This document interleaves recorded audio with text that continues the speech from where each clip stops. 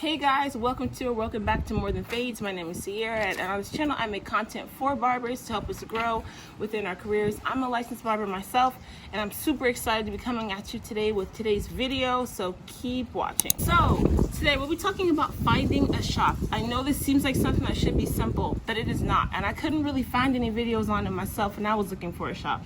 So let's get into the 4 things you really need to be paying attention to if you're looking. Number 1, I have notes here, so that's what I'm looking down.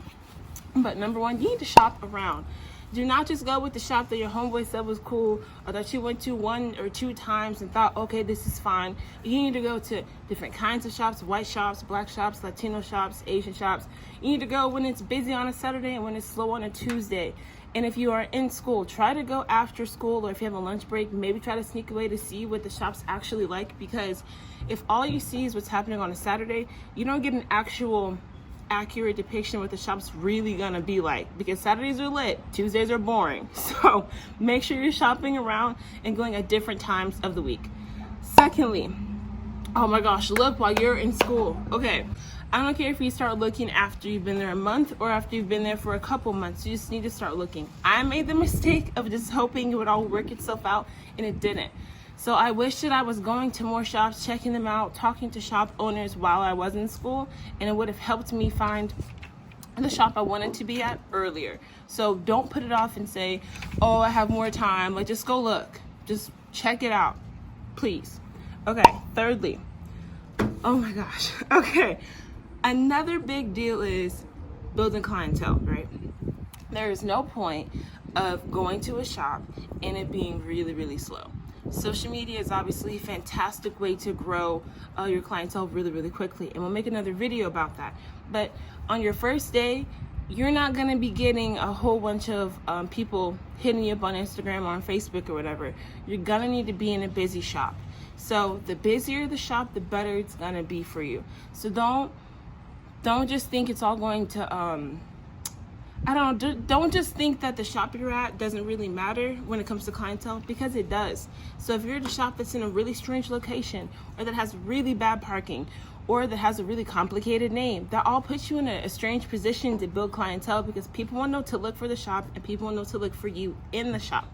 Another thing about having shops and clientele come together is, if you're at a shop that has a whole bunch of clients that are super rowdy, or it's mad ghetto, or the culture in the shop is so relaxed that people don't really tip, or you're in a really posh area and so the shops are really expensive or something, you need to take that into consideration, because the kind of clientele you want is definitely impacted by the kind of shop you're in. So if you want a kind of clientele that's going to pay $50 for a cut, don't go to a shop that has like a $15 minimum.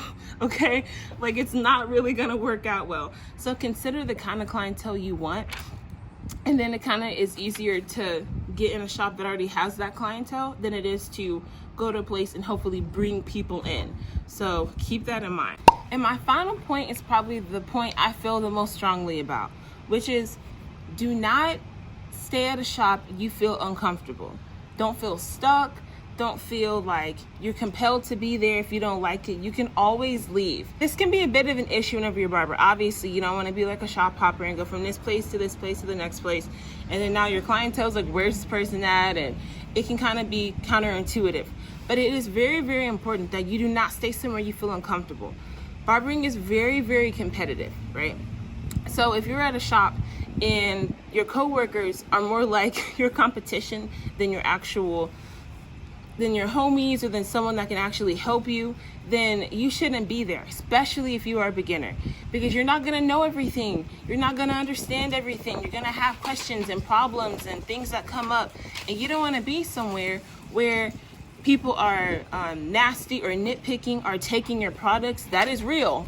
You'll be gone for a day and someone will start using your products and they won't tell you, or they'll start taking your stuff and not asking, and then now your things are missing, or they purposely do it to tease you, or they purposely make your clients feel uncomfortable. I've seen it happen. It can get really toxic. So do not be somewhere you feel uncomfortable. If your coworkers make you uncomfortable, then leave.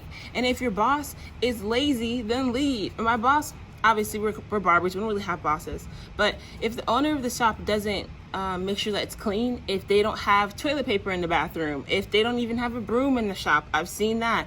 If they are slow to fix things, you don't want to be at that shop, because it makes your life more difficult, it makes your clients be uncomfortable, and it just makes things more tedious. So do not be uncomfortable in your shop. The whole point of this was freedom. And if you're in this shop and you feeling some type of way every morning, or you're having a pep talk yourself every time you go to the parking lot, then this is not the right shop for you. Leave, go. And the clients that follow you are down, and the ones that don't, chalk it up. I mean, it's not that deep. You gotta be somewhere you can actually grow.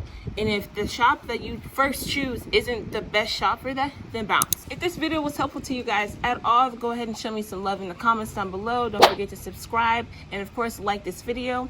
I actually have an online education site that I'll be dropping in the next couple of weeks called morethanfades.com. So on there we'll have videos that answer specific questions about barbering. It's kind of difficult to find barber videos that aren't just about fades. So on my academy, you'll be able to get information about how to bleach hair, how to build clientele via social media, and how to even do your taxes and stuff. So we'll drop new videos every month on there, so stay tuned for that. And on there we'll also have consultation type things, so you guys can give me a phone call and we can talk on FaceTime, where you guys can show me videos of what you're actually doing, and I can help break down the areas where you're weak and help you to see the points that you can grow within your cuts. So thank you guys so much. Tune in for the next video.